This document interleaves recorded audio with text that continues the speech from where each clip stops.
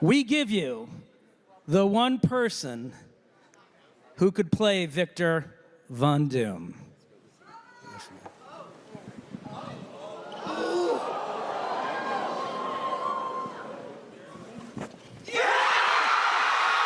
We were a year and a half away from Avengers Doomsday, and Marvel Studios just revealed a huge part of their plan to bring back Robert Downey Jr. as Doctor Doom. Ever since Marvel Studios introduced Robert Downey Jr. as Doctor Doom back at 2024 San Diego Comic-Con, a lot of people were wondering, how could this be? There have been tons and tons of theories, ranging from he's playing a Tony Stark variant to it's just a different character, no connection, RDJ just happens to be playing him. We also know that the Russo brothers themselves have said that he is playing Victor Von Doom, not Tony Stark, not any kind of variant, but, the Russo brothers are the same people who put Hulk in the Infinity War trailer, so how much of it is a smokescreen and how much can we really trust? Marvel Studios' latest project, Ironheart, may be the most consequential in answering this question. Yes, Ironheart, and if you haven't watched it, I highly recommend it. It was an amazing show. But, of course, they introduced Mephisto. And Mephisto is going to be key in bringing back RDJ as Victor Von Doom. Why?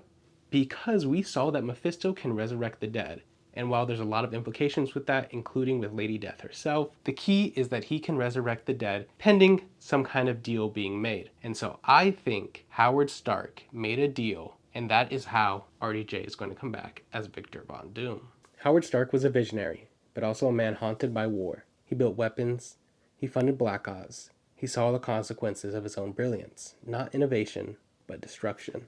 Howard would become consumed with the fear that he'd leave behind a legacy of death. When Tony meets Howard in the past, Howard confesses the greater good has rarely outweighed my own self-interest. He doesn't want his child to take after him because he's aware he's not a good man. And maybe that's why he needed to make that deal.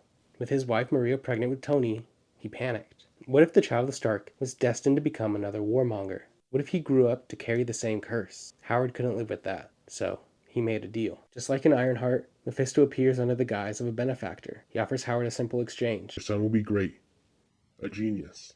He will redeem the Stark name. Howard, desperate and idealistic, agrees, but he doesn't even question what he is giving up in return. The price will conveniently be his son's soul. He doesn't think of the cost. He only sees the possibility of redemption through his son, and in comic Howard promised Tony's soul in exchange for his own immortality, so it benefiting Tony feels a little bit more moral. With this deal, Tony is guaranteed to redeem the Stark name, and Howard can rest easy knowing his legacy will be surpassed by his son. From arms dealer to savior of the universe, it's poetic, but it's also exactly what Mephisto promised. A perfect tragedy. In Endgame, Tony sacrifices himself. Everyone sees it as noble, and it is. But what if that moment was when the deal was closed? Mephisto was able to have his fun by not letting Howard and Maria live to see their son's greatness, and now Tony is the last living legacy of that deal. After the snap, the soul of Tony Stark leaves his body, but Mephisto collects it, and instead of dragging it to hell, he reshapes it, reforges it, turns it into something useful.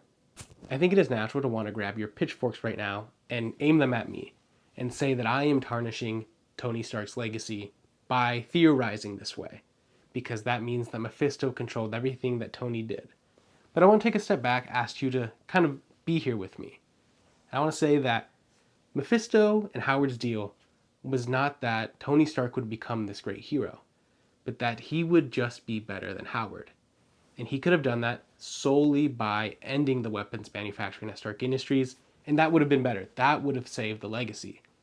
But Tony is still our Tony. He chose to do all these things, and he chose to be a hero. So legacy still intact. Mephisto might have given Tony the tools, but it was Tony who chose to build the suit. It was Tony who chose to use it for good. It was Tony who chose to save New York, and it was Tony who snapped knowing he would die. Time and time again, Tony chose to be the hero. And it wasn't because of Mephisto, it wasn't because of a deal, it was because Tony Stark himself made that change. In fact, that's what makes this story even more tragic and heroic. Tony defied all the hidden tricks and dark magic of Mephisto to build an honest legacy as a hero. His daughter Morgan, Riri Williams, Peter Parker, the Stark Foundation, the Avengers. That's his legacy. Not a deal, not a demon, just a man doing better than he was expected to. Because he was never meant to be a hero, just better than his father, but he became one anyways. But we still have this question of why Tony Stark? Why Tony Stark of all people? But we have to think about Mephisto's motivations. Mephisto just doesn't want a villain. He wants a symbol. He wants to take hope in this world and turn it into despair. The one who kicked off the entire Avengers era. The literal heart of the Infinity Saga. To Mephisto, corrupting Tony is the ultimate power play. He could turn the world's greatest hero into its most vicious tyrant. Tony's soul is fractured. Deep down, it still has guilt, ego, pain, trauma, all that raw material key for turning him into Doom. Mephisto revives Tony in a new body, maybe his own, maybe a cloned one, and he whispers, They never appreciated you. They let you die. But I can give you control forever. and slowly, piece by piece, Tony's sense of identity erodes. His morality decays until the mask becomes necessary, not to hide his face, but to bury the man he used to be. Because let's be honest, you don't pay RDJ all that money to scar his face and hide it behind a mask. Eventually it's going to come off, and he will be recognizable. Doctor Doom is the perfect vessel for Mephisto's vengeance. He's a genius like Tony. He's a monarch worshipped, obeyed. He combines science and sorcery, a duality that only Tony could master if twisted the right way. Mephisto doesn't want a demon in a cloak. He wants a god in armor, a ruler who believes he's the only one capable of saving the universe. And if we're being honest with ourselves, that sounds exactly like Tony Stark if he went down the wrong path. So imagine this Doom. He remembers pieces of his old life, flashes of Morgan, a glimmer of Pepper's face, the taste of shawarma, and every time Mephisto pushes him further. Ironheart was Mephisto's lab experiment. He saw how powerful Riri was fusing magic with tech, and it was amazing. Now he knows how powerful that fusion is, and he wants more. It'll take a genius, someone who's already part machine, someone with guilt, ego, trauma, and ambition, someone who's died once and has nothing left to lose, and he will give them that power. In Ironheart, we saw what happens when magical energy powers advanced weaponry. Now imagine that, scaled up to Latveria, refined through Stark-level engineering, powered with dark magic, and given the ambition of Doctor Doom. Ironheart showed us the prototype. Doctor Doom is the final version. And that's the theory. Please, if you disagree, agree, have any thoughts, please let me know. And as always, we'll keep theorizing together. See you later. Peace out.